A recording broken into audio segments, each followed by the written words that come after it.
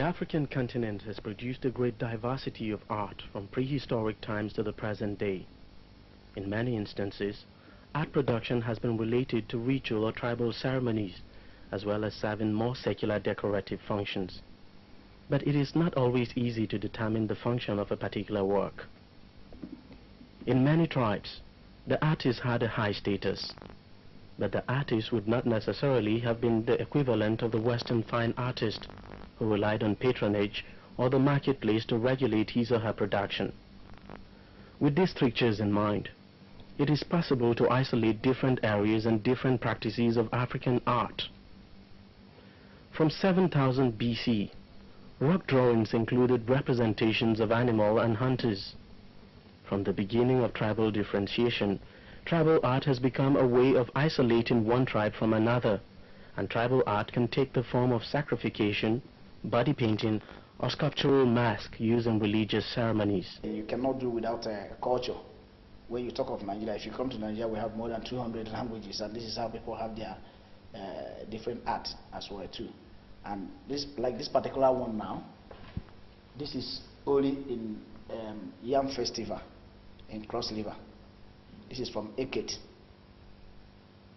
This mask we call Eket mask.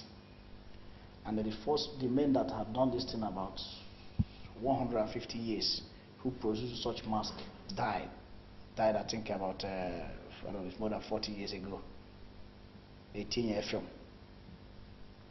You know, 18-year film is the real cover. This is mainly for Yam Festival. This particular one you see standing by my left hand side is from Ibuku in Anambra State. We call it a beggar.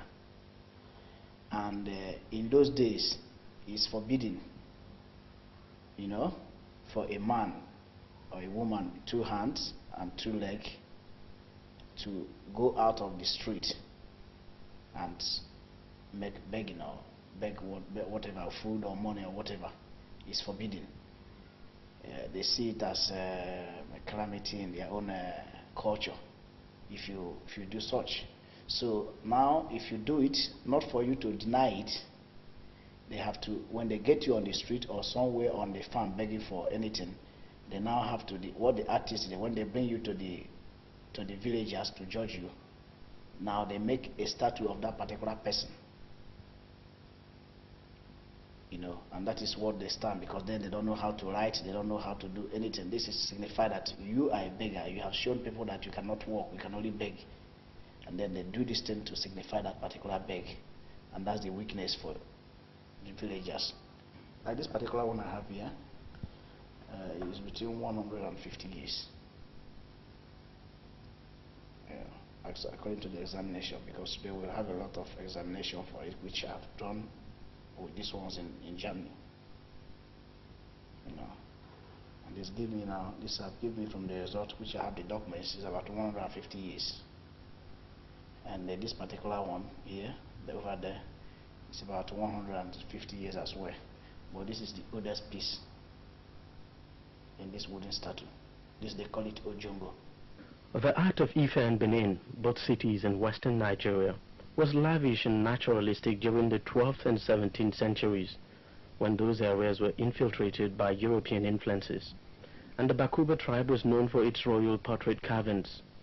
The dark wood of the Ivory Coast was the basis for sculptural figurines of the Baole people, who produced classical naturalistic masks, and terracotta was the material used for heads produced by the Nok peoples of central and north Nigeria. Nigeria was also the home of the Yoruba, one of the most prolific tribes in African art. Why I'm interested in this old work is another thing again, to let people know what our grandparents can do. Because the artist who make this particular artwork is no more existing.